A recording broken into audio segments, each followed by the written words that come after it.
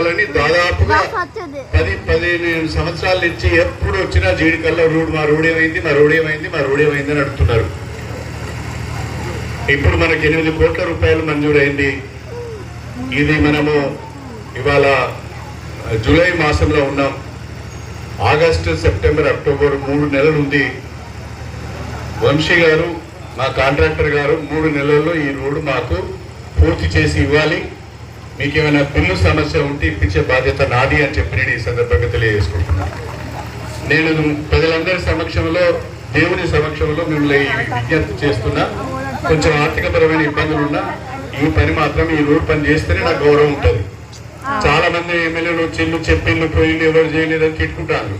కనీసం కడియం శ్రీరు వచ్చిండు, మాట ఇచ్చిండు, పని చేసిండు అని చెప్పుకునే విధంగా నాకు గౌరవం ఉండాలని చెప్పి కూడా ఈ సందర్భంగా కోరుతుంది.